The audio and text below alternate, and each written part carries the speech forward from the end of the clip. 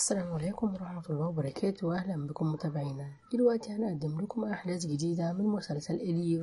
أحداث حلقة النهاردة أحداث جديدة وأحداث مهمة. تابعونا وكملوا معانا الفيديو وما تنسوش تعملوا لايك وتشتركوا في القناة. الحلقة النهاردة بتبدأ على كنان وهو بيكون في الغابة لسه وبيدور على إليف. بعديها بتوصل ملك وبيكون معاها سليم وزينب ومراد وبيسألوا يا ترى ايه اللي حصل، وبيقول لهم ان جت ست كبيرة وجايبة البنت وقالت ان حد هرب بيها، لكن للأسف أنا معرفتش أدور على أي حد ومش لاقي أي حد جوا الغابة. بعدها بيقرروا إن هما لازم يروحوا للبيت، وبتبقى خالة رابعة لسه في البيت لكن فاقدة وعيها. ملك أول ما بتشوفها بتجري عليها وبتقول لها أرجوكي قوليلي أي حاجة عن بنتي وعرفيني إذا كانت هي بخير ولا لأ. خالة رابعة فعلا بتبدأ تفوق وبتتكلم معاها وبتقول لها إن بنتك كانت معايا وفعلا كنت جايباها، لكن جمال جه وهجم علينا وخدها مني. وبتقول لها مين هو ده جمال يا ترى، وبتقول لها ان هو حد جاري وان هو جابها لي هي وبنته، وكان بيقنعني دايما ان إليف دي بنت اخته اللي ماتت وانه بيربيها لان باباها بيسوء معاملتها. لكن بعد كده إليف حصل ليها شيء وكمان افتكرت كل حاجة ورجعت ليها الذاكرة وحكت عن كل حاجة هي بتفتكرها. وكمان بتقول لملك ان هي جاتلك قبل كده وفي الوقت ده كانت عندك ست، وكمان كانت وقتها بتضربك وبتعاملك وحش. وقتها إليف خافت عليك ورجعت بسببها هي. ملك بتفكر طبعا في اليوم ده وبتعرف ان أرزو هي اليوم ما اتهجمت عليها، وفضلت تبكي وبتقول ان بنتي كانت قريبة مني لكن خافت تقرب لي، وده كله بسبب أرزو. ووقتها كله بيتصدم وبيقول هي ليه بتعمل كده وليه دايما عايزة تبعد إليف عننا كلنا. وخالة رابعة بتقول لهم كمان ان انا حاولت اتصل بيكم اكتر من مرة لكن لقيت الخط مقطوع. وكمان وقتها رابعة بتحكي له عن الشخص اللي جه ياخد إليف وهي بتلعب، وكان طبعا قصدها على أركوت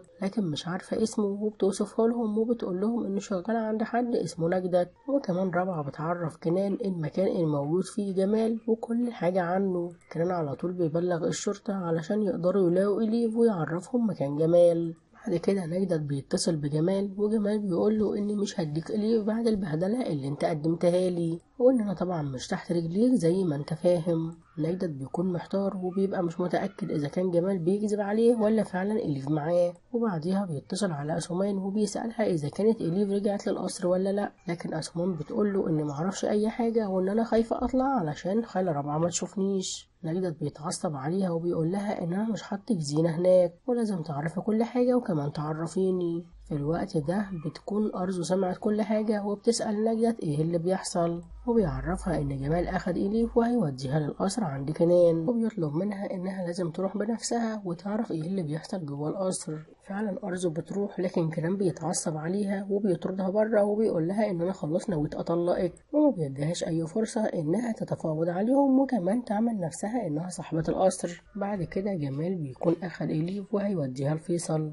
وبيقول ان دي حاجة زي ما خطرتش على بالي، وفعلا بيروح ليه وبيديله إليف وبيقول له ان البنت دي امانة عندك ولازم تخليها عندك لمدة ساعتين. فيصل طبعا بيعرف ان البنت دي إليف لكن ما بيبينش لجمال ابدا انه عارفها، وجمال بيفهمه انه هيديها لاهلها لكن طبعا مش هيسلمها غير لما ياخد فلوس، ومش هيسلمها فورا كمان وهيديها لنجدت تاني بمقابل انه ياخد منها فلوس تاني. فيصل بيفهم نية نجدت وبيفهم إليف انها لازم قدام نجدت تعمل انها مش عارفة فيصل، وبيقول لها ان انا هسلمك لمامتك وطبعا اكيد ملك هتفرح جدا اول ما تشوفك. وإليف بتسمع كلامه وبتقول له ان انا هعمل كل اللي انت عايزه. بعديها طبعا الست رابعة كنان بيفضل يشكر فيها انها راعت إليف الوقت ده كله، وبتقول له ان بنتك إليف بنت مطيعة وجميلة وطيبة القلب. وقتها كمان بيجيله خبر ان مفيش اي حد موجود في بيت جمال، والسيدة رابعة بتطلب انها لازم ترجع لبيتها. بعديها فيصل بيقول لإليف استعدي علشان هرجعك لمامتك. وبعدها كمان بيتصل بتولاي لكن ما بتديلوش اي وش وبتقول له ان انا مش فاضية اتكلم معاك، وبيقول لها انت دلوقتي غضبانة لكن اكيد لما هرجع لك البنت دي كلكم هتفرحوا وهتشكريني كلكم وهتعرفي النية الطيبة اللي في قلب جوزك. وبياخد إليف من ايديها وبيقول لها يلا علشان اوصلك لاهلك واكيد هتكوني في حضن مامتك النهارده. بس يا ترى فيصل فعلا هيقدر يرجع إليف لملك ولا لا؟ لو عايزين تعرفوا تابعونا في الفيديو الجديد وما تنسوش اللايك والاشتراك في القناة.